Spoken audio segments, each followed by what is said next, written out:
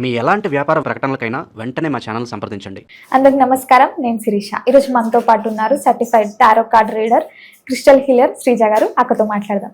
అక్క నమస్తే. నమస్తే అక్క, 2025 అయిపోయింది, 26లోకి వస్తున్నాం కాబట్టి ప్రతి ఒక్కరికి ఉండేదే పర్సనల్గా మాకు ఎలా ఉంటుంది అని. సో ముఖ్యంగా చూసుకుంటే మన కుంభరాశి వారికి ఎలా ఉంటుందంటారు, ఎలాంటి జాగ్రత్తలు తీసుకోవచ్చు? ఓకే, చూద్దాం. కుంభరాశి వాళ్ళకు బాగుంటుంది. సెల్ఫ్ డిస్కవరీ చేసుకునే పనిలో పడతారు. అంటే పాస్ట్లో జరిగిన బ్రేకప్స్, ఆఫీస్లో జరిగిన కొన్ని పాలిటిక్స్, కొన్ని ఫ్యామిలీ మెంబర్స్లో మిమ్మల్ని చూసే విధానం, నా ఫ్యామిలీకి మేబీ నా ఇన్కమ్ నాకంటే కూడా నా ఇన్కమ్ మీద ఎక్కువ రెస్పెక్ట్, నాకంటే కూడా నేను సంపాదించే డబ్బుల మీద ఎక్కువ రెస్పెక్ట్ ఉంది అనుకునే ఫీలింగ్ కావచ్చు. పాస్ట్లో జరిగిన కొన్ని బ్రేకప్స్, దాని ఎక్స్పీరియన్సెస్ కావచ్చు. ఏదైనా సరే ప్రతిదీ తెలుసుకుని దాని గురించి బాధపడడం, దాని గురించి ఓవర్ థింకింగ్ చేయడం ఎక్కువ చేస్తూ ఉంటారు. అంటే ఉన్న పాసిబిలిటీ సిచ్యువేషన్స్ ఏవైతే ఉన్నాయో దాని మీద ఫోకస్ చేయకుండా జరిగిపోయిన విషయాల గురించి ఎక్కువ తలుచుకుని బాధపడే విషయాలు ఎక్కువ కనిపిస్తున్నాయి.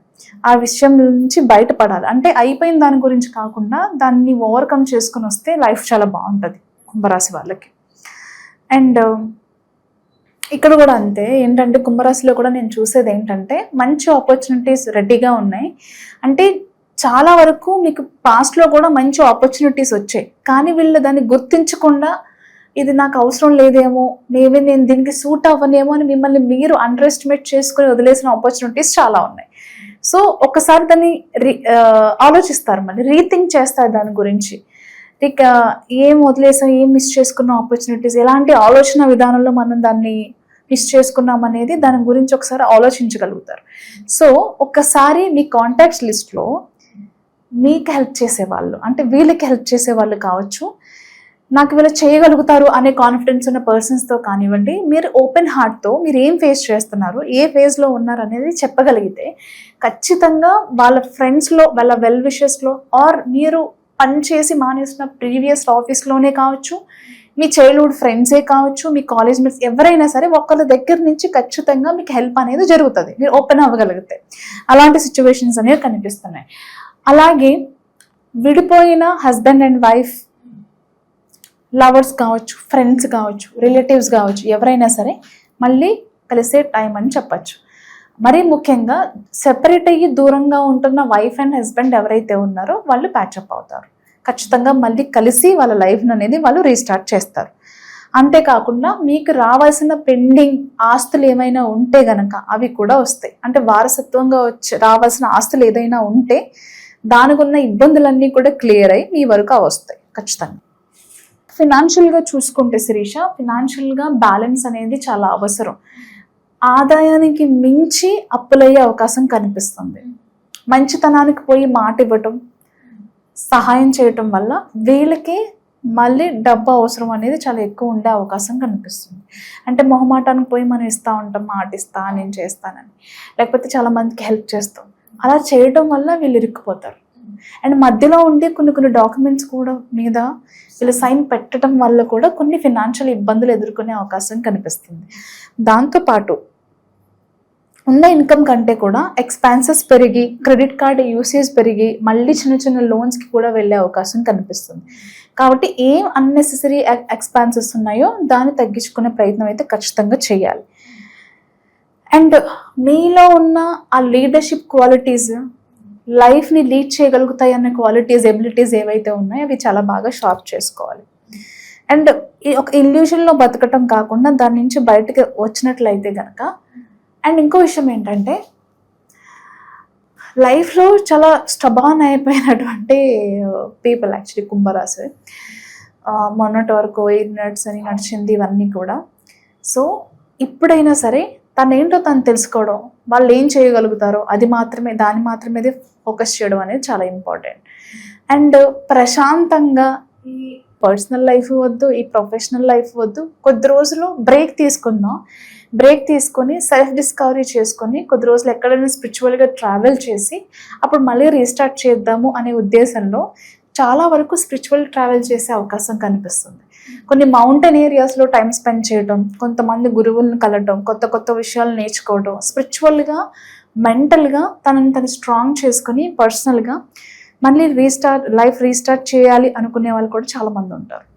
ముఖ్యంగా మరి స్టూడెంట్స్కి ఎలా ఉందంటారు అక్క? స్టూడెంట్స్కి బ్యాలెన్స్, ఫోకస్ చాలా అవసరం. అన్నెసరీ విషయాల్లో వెళ్ళటం, వాటి గురించి మాట్లాడడం, డిస్కస్ చేయటం అవంతా పెట్టుకోకుండా ఉండటమే మంచిది. వాళ్ళకి చాలా బ్యాలెన్స్ అనేది చాలా అవసరం. అంటే కొన్ని విషయాల్లో అన్నెసెసరీగా ఆలోచిస్తూ ఉంటారు, ఎక్స్ట్రా యాక్టివిటీస్ మీద ఫోకస్ చేసి, అది చాలా ఇంపార్టెంట్.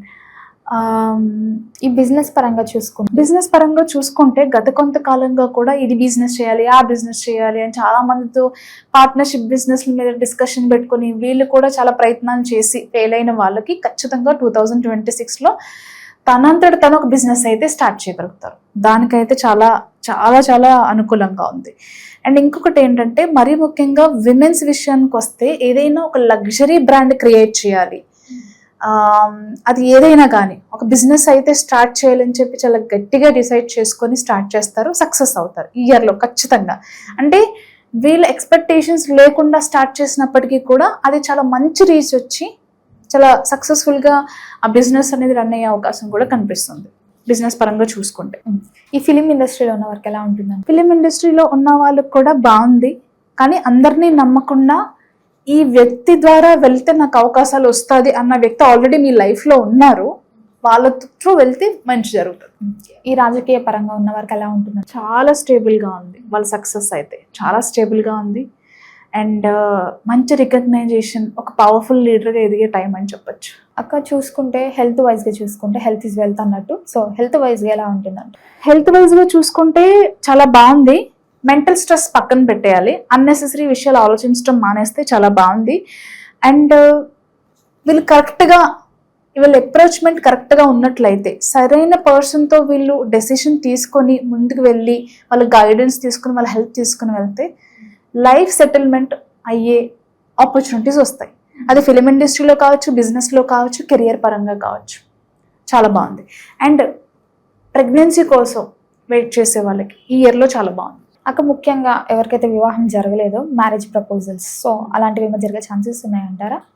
వీళ్ళు కొన్ని ఇల్యూజన్స్ ఉన్నాయి, మేబీ పాస్ట్ రిలేషన్స్ హర్ట్స్ కానివ్వండి, గతంలో ఏదైనా ఒక బ్యాడ్ రిలేషన్షిప్లో ఉంటే వాటిని ఓవర్కమ్ చేసుకుని రావాలి. పెళ్ళిళ్ళకి అనుకూలంగా ఉన్నప్పటికీ కూడా కొంతమంది అదే ఇల్యూషన్లో ఉండి పెళ్ళి వద్దు అనుకునే వాళ్ళు చాలామంది ఉన్నారు. కొంతమంది మాత్రం ఖచ్చితంగా ఎవరైతే సిన్సియర్ లవ్ రిలేషన్షిప్లో ఉన్నారో వాళ్ళు పెళ్లి వరకు వెళ్తారు. అరేంజ్డ్ మ్యారేజ్ కూడా చాలా అనుకూలంగా ఉన్నాయి. కానీ కొంతమందికి మాత్రం కొన్ని ఇల్యూషన్స్, కొన్ని భయాలు అవన్నీ ఉన్నాయి, వాటిని ఓవర్కమ్ చేసుకుని రావాలి. అక్క ఓవరాల్గా చూసుకుంటే వీళ్ళకి ఎలాంటి రెమెడీస్ చెప్తారు?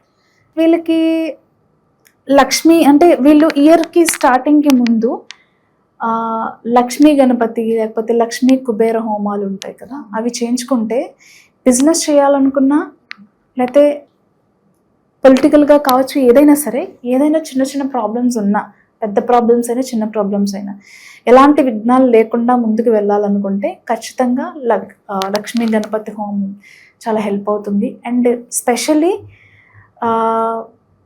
గణేష్ ఆరాధన, గణపతి ఆరాధన చాలా బాగా హెల్ప్ అవుతుంది. అక్క ఓవరాల్గా 2026లో కుంభరాశి వారికి ఎలా ఉండబోతుంది, ఎలాంటి జాగ్రత్తలు తీసుకోవాలో తెలియజేసినందుకు చాలా థ్యాంక్స్ అక్క. Thank you.